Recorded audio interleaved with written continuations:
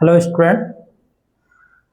पिछले दो वीडियोस में हमने आपको बताया कि इंटीग्रेशन को हम कैसे आसान बना सके और उसी की दिशा में हम इंटीग्रेशन की तरफ मूव करते हैं। और इंटीग्रेशन को सीखने से पहले हम आपको बताए थे कि हमें जो है इनवर्स ट्रिग्नोमेट्रिक फंक्शन को पढ़ना होगा, डिफरेंशिएशन पढ़ना होगा और इसके साथ ही साथ हमें ट्रिग्नोमेट्री के सारे फॉर्मूलाज को देखना होगा। इसके बाद ही हम इंटीग्रेशन को अच्छे से समझ सकते हैं। इसी दिशा में हम आपको एक्सरसाइज 2.1 को आज हम आपके समक्ष प्रस्तुत करने जा रहे हैं। आप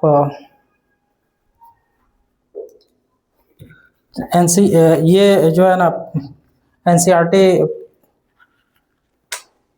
12th NCERT inverse trigonometric function ये बुक है एनसीईआरटी का, और हम इसी को ही सॉल्व करेंगे।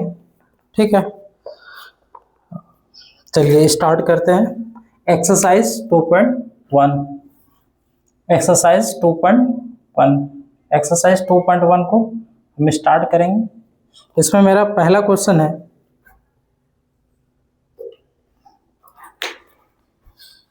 इसमें कह रहा है कि find the principal value of the following.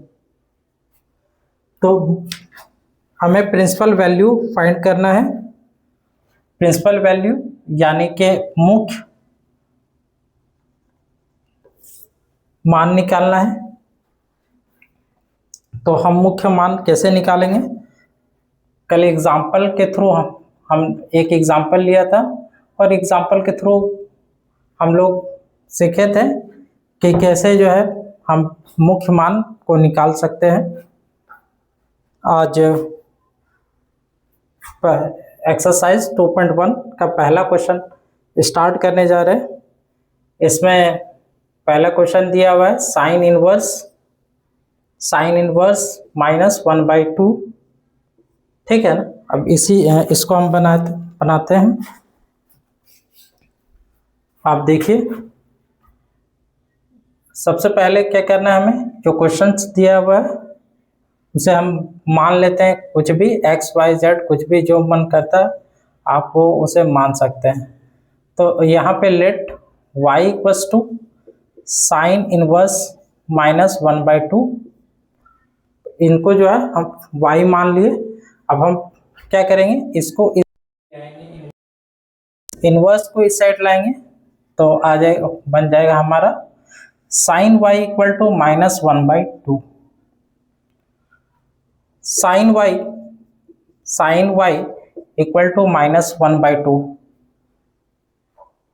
कल के लेक्चर में हमने आपको बताया था जितना भी जो है ना इससे रिलेटेड फॉर्मूला हो सकता था, सारा फॉर्मूला हमने बताया था कि 1 जो ये यहाँ पे जो आप देख रहे हैं 1/2, यहाँ पे 1/2 की जगह में हमें बताना है कि वो कितना डिग्री का जो वैल्यू है। ठीक है, ये 1/2 जो है वो साइन कितना डिग्री का मान होता है। तो 1/2 हमें पता है कि ये साइन 30 डिग्री का वैल्यू होता है। और 30 डिग्री को हम लोग क्या लिखते हैं, पाई बाय 6 लिखते हैं। 30 डिग्री को पाई/6 ये माइनस लिख लिए। और 1/2 के बदले क्या लिखेंगे, 1/2 के बदले साइन पाई/6 मतलब साइन 30, और साइन 30 का जो वैल्यू होता है वो 1/2 होता है। तो 1/2 इक्वल टू साइन पाई/6। ठीक है, हम आपको अगर यहाँ पे माइनस है, ठीक है ना, साइन से पहले हम यहाँ देख पा रहे हैं कि माइनस है, जबकि यहाँ पे साइन से पहले कुछ नहीं है। तो हम क्या करेंगे, इस माइनस को हमें हटाना होगा। तभी अगर माइनस हटेगा तभी हम साइन को हटा सकते हैं। ठीक है ना। तो इसके लिए क्या करेंगे,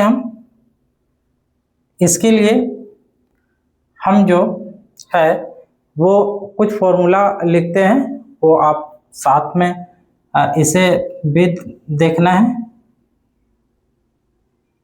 और अच्छे से इसे याद कर लेना है। सबसे पहला फॉर्मूला है साइन माइनस एक्स, दूसरा है कॉस माइनस एक्स, तीसरा है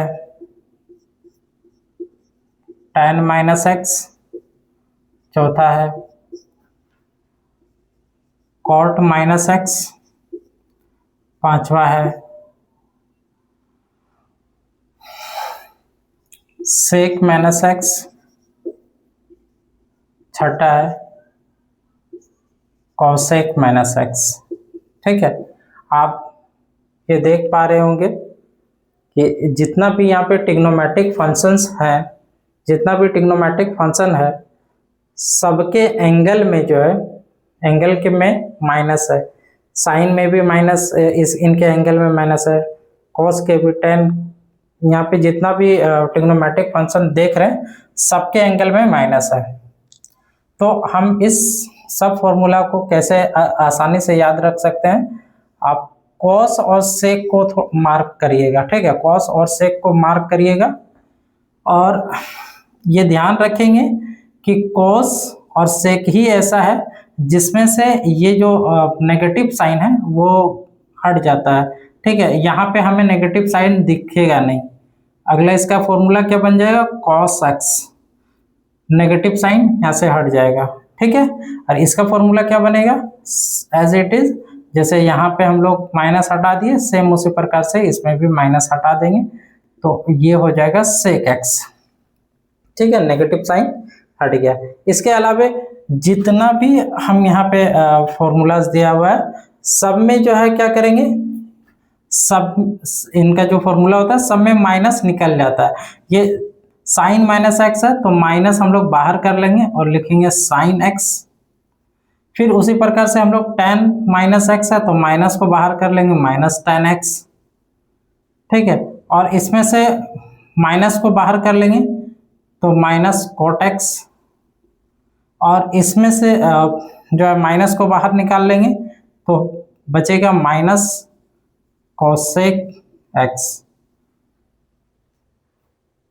बोलने का तो इस चैप्टर में बहुत सारा फॉर्मूला आपको मिलेगा देखने के लिए भी, लेकिन इन सारे फॉर्मूला में अगर आप को रिलेट करिएगा तो काफ़ी हद तक आपको ये आसान लगेगा। आप समझ सकते हैं कि ये 6 फॉर्मूला को याद करना कितना इजी है अगर आप कॉस और सेक को ध्यान में रखते हैं। अगर इन दोनों के एंगल में अगर माइनस है तो इसका जो रिजल्ट होगा उस रिजल्ट में माइनस साइन हम लोग हटा देंगे। अब बाकी सब में जो है माइनस साइन को बाहर निकाल सकते हैं। ठीक है, तो इससे ये पता चला कि साइन के आगे अगर माइनस है, ठीक है, तो हम उसे इस प्रकार से लिख सकते हैं, साइन के अंदर में माइनस को डाल देंगे। ये बाहर में है तो अंदर में डाल देंगे, या अंदर में है तो हम बाहर कर सकते हैं। ठीक है, अब हम यहाँ पे अप्लाई करेंगे वही चीज। ये साइन वाई है, लिख लिए ये माइनस को हम अंदर कर सकते हैं इस फॉर्मूला के तहत। जब माइनस बाहर रहता है तो हम अंदर कर सकते हैं, तो यहाँ पे भी माइनस बाहर है, अंदर कर दिए, तो यहाँ पे रिजल्ट क्या आया, माइनस पाई बाई 6। ठीक है, तो माइनस अंदर हो गया। अब ये साइन और ये साइन को हटा देना है, कटाएंगे नहीं, बस हटा देना है इसे। y इक्वल टू जो आ गया यहाँ पे माइनस पाई बाई 6 आया।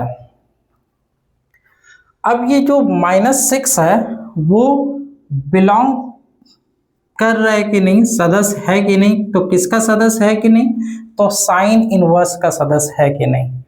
तो ये साइन इनवर्स का क्या फॉर्मूला है, -π/2 से, सॉरी इसका रेंज जो है वो क्या, -π/2 से π/2। ठीक है, तो -π/2 से π/2 इनका रेंज है।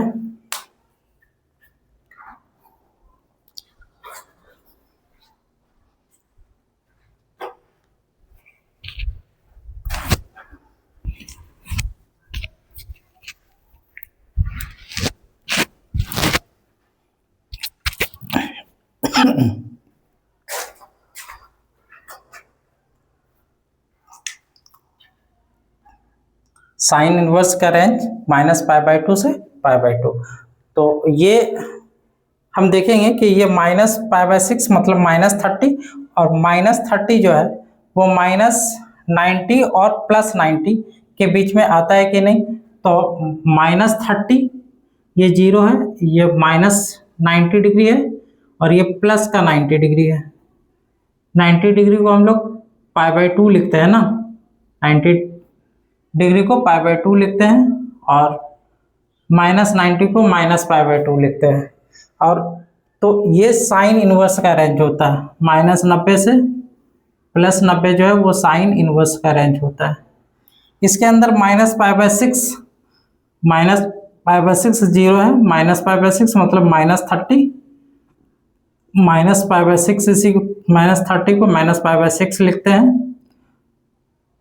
इसके बाद तो हमें ये पता चला कि ये जो -30 है वो इसके रेंज में है, -90 और +90 के बीच में -30 आ जाएगा, ठीक है।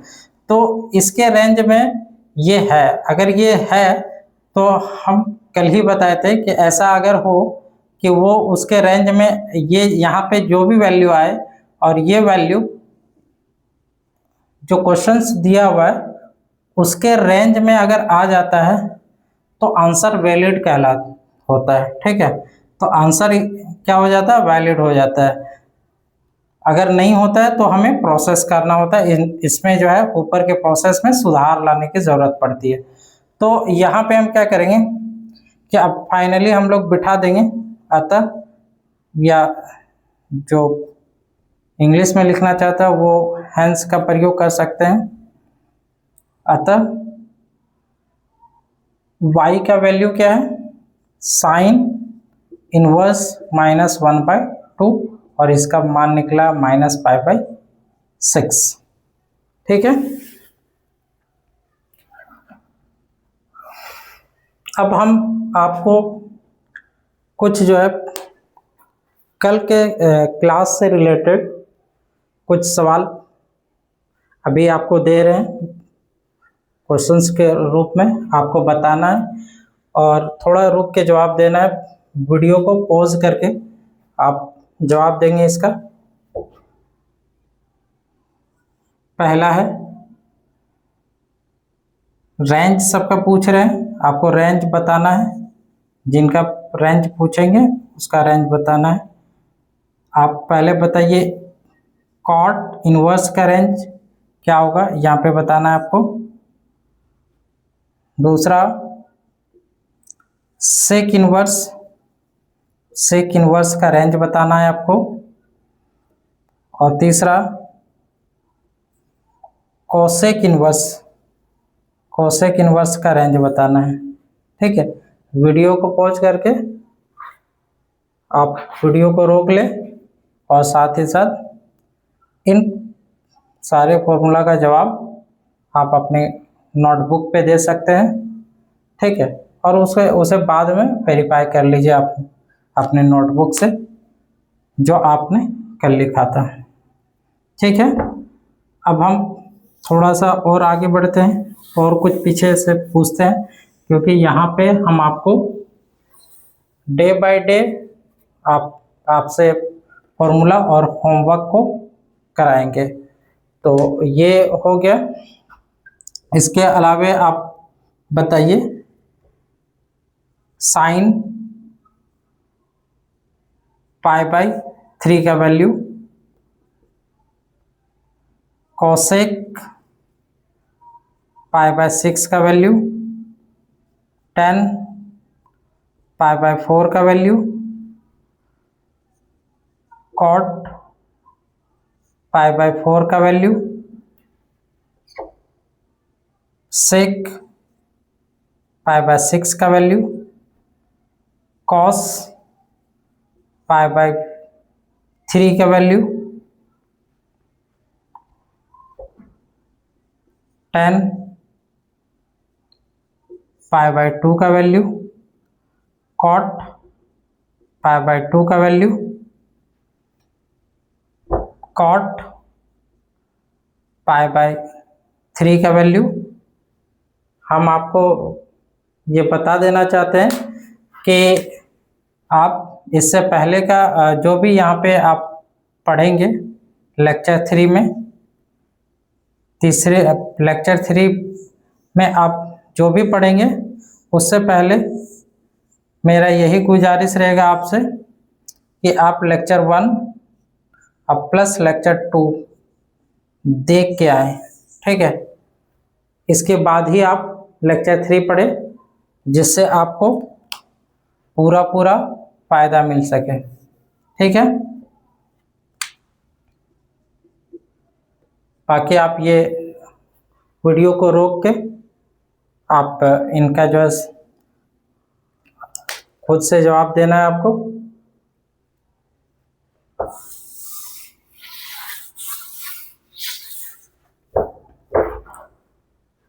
चलिए अब हम लोग आगे की तरफ चलते हैं।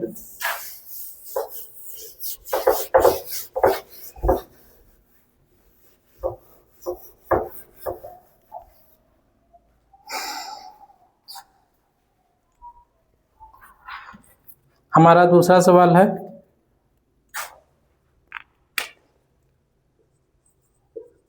cos inverse √3/2, cos inverse √3/2 let कर लेंगे। Let y equals to cos inverse √3/2। cos को इस साइड भेज देंगे तो हो जाएगा cos y equal to √3/2 cos y। √3/2 cos कितना डिग्री का वैल्यू होता है? तो √3/2 जो है वो cos कितना डिग्री का वैल्यू होता है? cos 30 डिग्री का वैल्यू होता है। 30 डिग्री मतलब cos π/6 का वैल्यू होता है √3/2, ठीक है।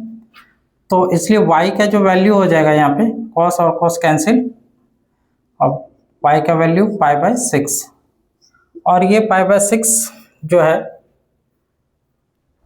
हमें देखना है कि ये बिलोंग कर रहा है कि नहीं। तो किन से बिलोंग कर रहा है कि नहीं? तो cos इनवर्स का जो रेंज है उनसे बिलोंग कर रहा है कि नहीं। तो cos इनवर्स का जो रेंज है वो है 0 to π। 0 to π बोलने का मतलब 0 डिग्री से 180 डिग्री के बीच, और ये π/6 बोलने का मतलब 30 डिग्री, ठीक है। तो 0 से 180 के बीच में 30 डिग्री हमें मिल जाएगा। 0 से 180 के बीच में हमें 30 डिग्री मिल जाएगा।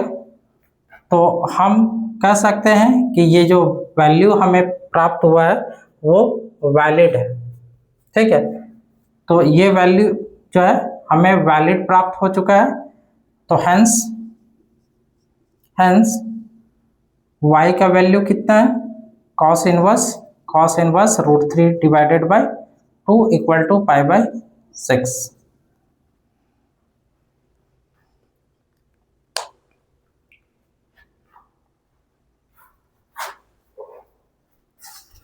नेक्स्ट क्वेश्चन की तरफ चलते हैं। नेक्स्ट क्वेश्चन है let y equals to cosec inverse 2।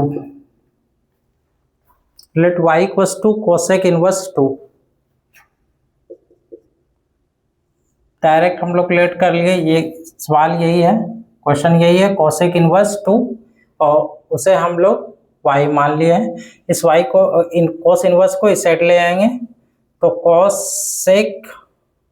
cosec y हो जाएगा, और उस साइड बचेगा 2।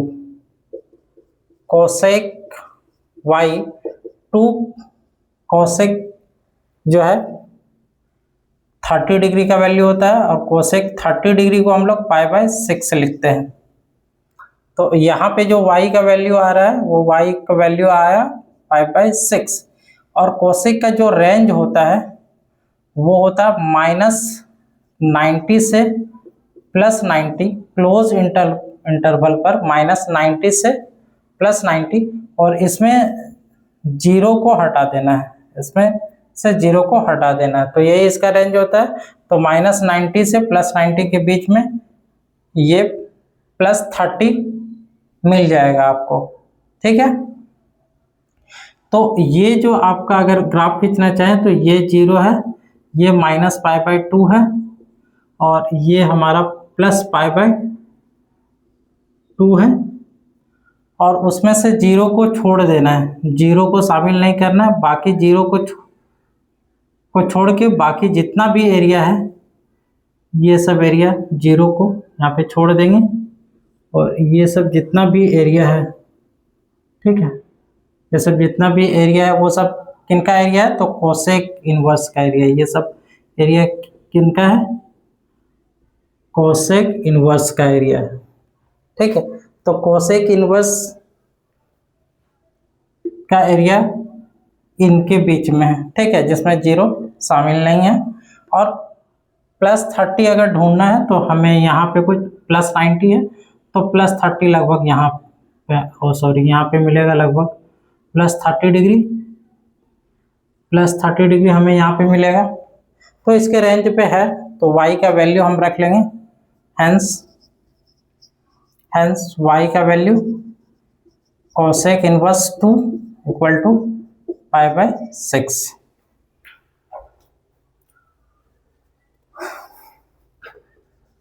नेक्स्ट क्वेश्चन है, let y = tan inverse -√3, tan inverse -√3। सबसे पहले हम इस tan इनवर्स को इस साइड ले आएंगे, तो हमें मिलेगा tan y, और उस साइड में बचा -√3 बच गया, उधर बराबर के एक साइड में -√3 है। tan y = -√3 कितना का वैल्यू होता है, हमें चेक करना tan में, ठीक है। tan में √3 जो है वो tan 60 डिग्री का वैल्यू होता है, और 60 डिग्री को हम लोग π/3 लिखते हैं रेडियन में। अब हम देख रहे हैं कि इस tan और इस tan को हटाने के लिए हमें पहले माइनस को हटाना होगा। अभी जस्ट पहले आपको ये फॉर्मूला लिखा है कि अगर माइनस एंगल में है तो हम माइनस को निकाल सकते हैं, और किस पे नहीं निकाल सकते हैं, तो कॉस और सेक में नहीं निकाल सकते हैं। कॉस और सेक का जो एंगल होता है उनमें से माइनस जो है बाहर नहीं निकलता, ऐसे ही लिख लेते हैं एज इट इज, ठीक है। माइनस को छोड़ के बाकी लिख लेते हैं, तो सेक x। जबकि और भी ट्रिग्नोमेट्रिक फंक्शन जितना भी है, कॉस और सेक को छोड़ के, इन दोनों को छोड़ के जितना भी ट्रिग्नोमेट्रिक फंक्शन है सब में जो है नेगेटिव साइन बाहर निकल जाता है। तो ये नेगेटिव साइन बाहर है, तो हम क्या कर सकते हैं, इसे अंदर कर सकते हैं, ठीक है। तो यहाँ पे हम आपको tan y = इस नेगेटिव को अंदर करना है, ये बाहर में है तो हम अंदर कर सकते हैं, ठीक है ना। बाहर में है तो अंदर कर सकते हैं, तो बाहर में तो अंदर कर सकते हैं, तो tan -π/3 लिखेंगे, ठीक है। इसलिए y का वैल्यू लिख सकते हैं, tan हट जाएगा तो y का वैल्यू -π/3। अब -π/3 मतलब -30, और tan का जो रेंज होता है वो -90 से +90 होता है, और ये ओपन इंटरवल पे होता है। ये ओपन इंटरवल होता है, जैसे कि ये 0 है, ये -90 है, और ये +90 है, ठीक है। तो ये ओपन इंटरवल में ये जो है खुला रहता है, -π/2 भी इसमें शामिल नहीं होगा और +π/2 भी शामिल नहीं होगा। बाकी जितना भी वैल्यू होगा वो सारा किनका वैल्यू होगा, तो वो सारा tan इनवर्स का होगा, ठीक है। तो -90 और +90 के बीच में -30 हमें ढूंढना है, तो -30 जो है हमें, ये -90 है, यहाँ पे 0 है, तो -30 हमें यहाँ पे मिल जाएगा, -π/3 -30 यहाँ पे मिल जाएगा, तो उसके रेंज में है ये, ठीक है, तो tan इनवर्स का रेंज में है तो हम लिख सकते हैं ये बिलोंग्स टू tan इनवर्स का रेंज -92 प्लस 90। प्लस को दिखाया नहीं जाता है, या आप दिखा भी सकते हैं। लास्ट लाइन हमारा हो जाएगा हेंस y का value tan inverse -√3 equal to -π/3। देखिए, अगर आपको इंटीग्रेशन सीखना है तो आपको ये सब चीज़ें जो है सीखना पड़ेगा, और धीरे धीरे हम आपको हर एक चीज़ बताएंगे, और इन सबको जो है ना देखना है और अच्छे से सीखना है। आपको इंटीग्रेशन बहुत आसान लगेगा।